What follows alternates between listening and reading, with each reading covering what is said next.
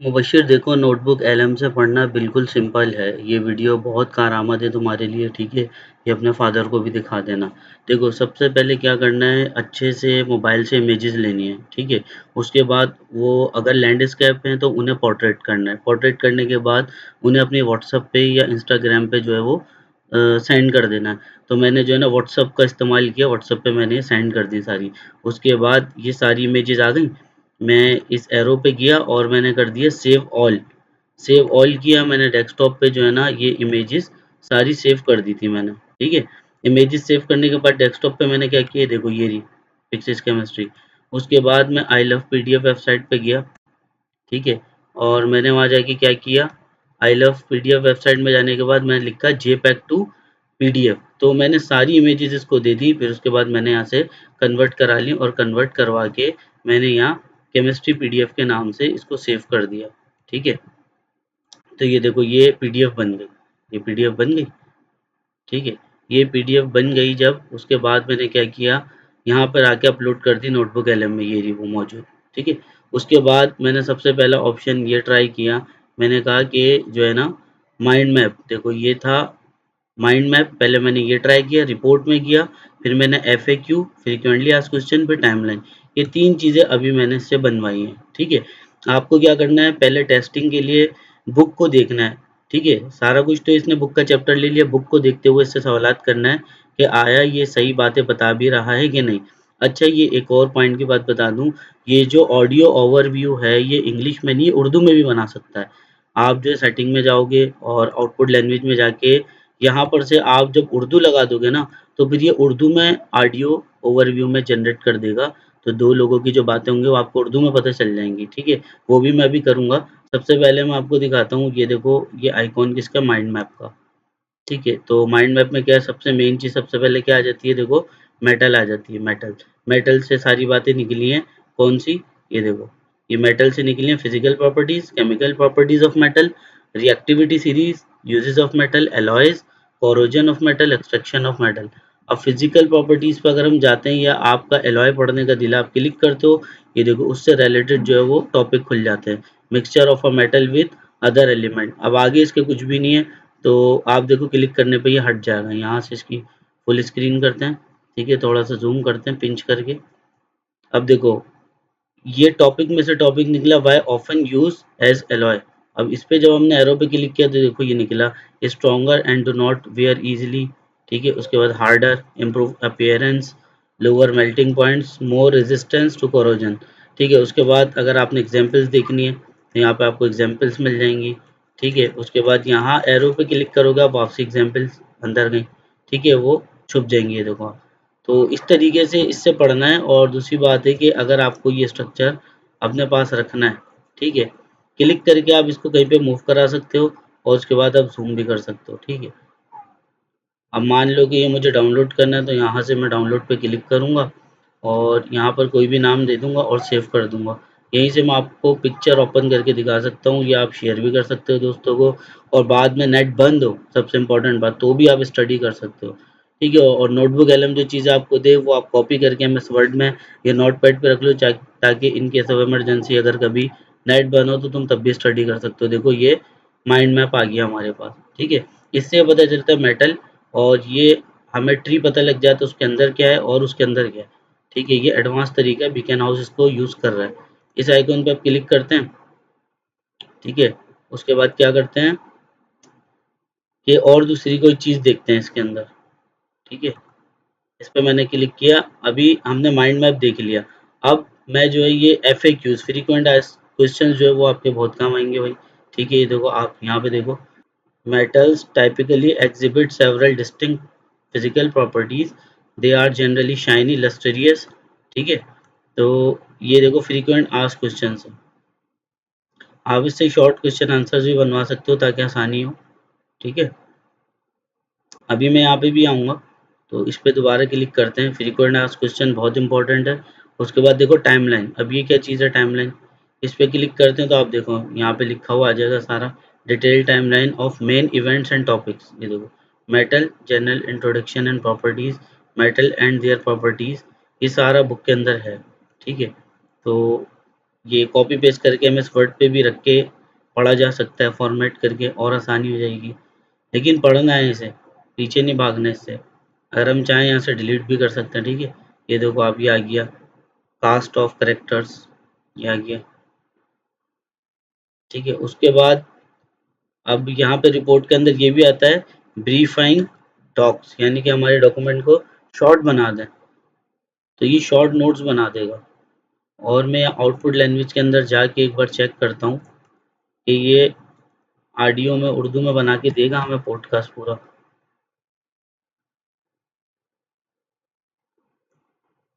ठीक है, ये आ गई उर्दू, और यहाँ से मैंने ओके कर दिया, उर्दू लग गई। मैं एक सवाल पूछता हूँ, ये आंसर किसमें देगा। सेंड करते हैं इसे।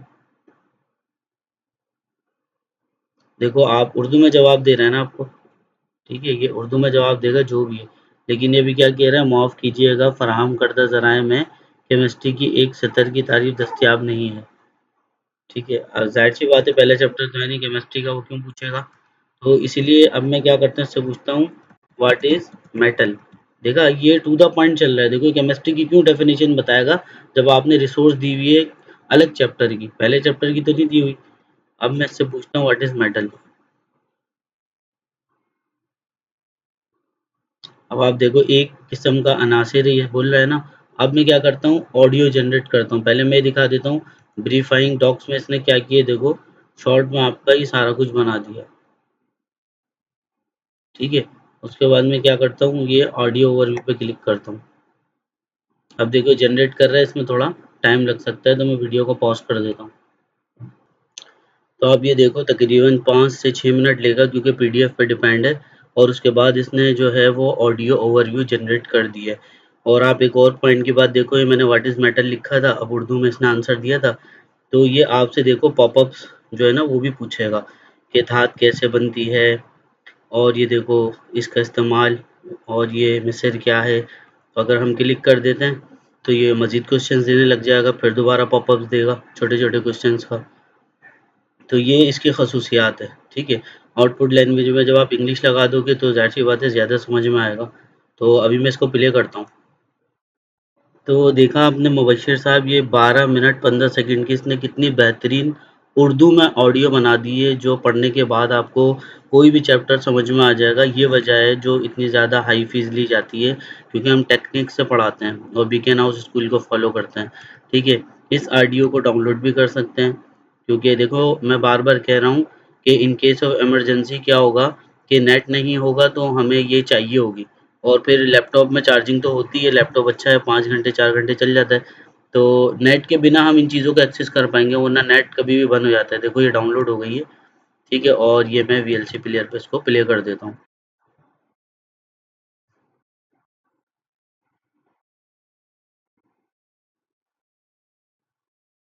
ठीक है। तो अब मैं सेटिंग में जाके आउटपुट लैंग्वेज के अंदर जाके इसमें से मैं इंग्लिश ही लगा देता हूँ, ठीक है। इंग्लिश, ये रही इंग्लिश, ठीक है। उसके बाद अब इससे पूछते हैं यूजेस ऑफ कॉपर।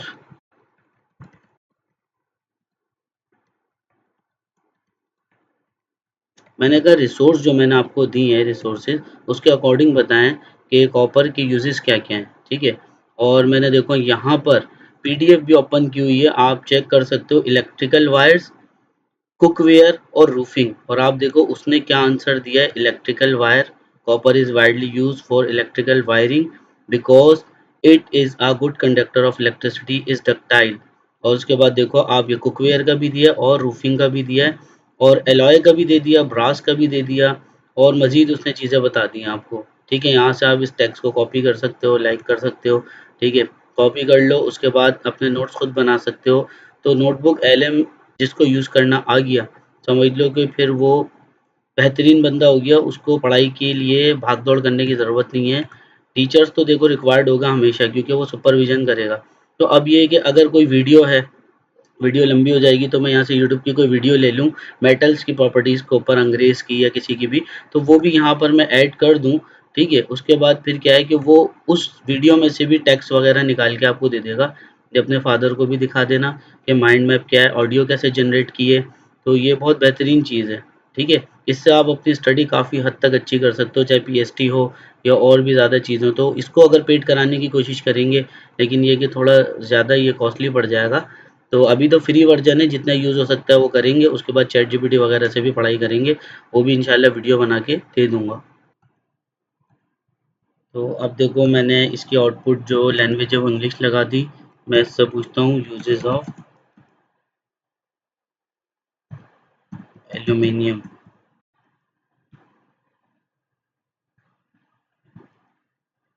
देखो इंग्लिश में जवाब देगा इंशाल्लाह। देखो एयरक्राफ्ट मैन्युफैक्चरिंग और ओवरहेड इलेक्ट्रिकल केबल्स, ठीक है, बहुत सारी चीज़ें बता रहा है।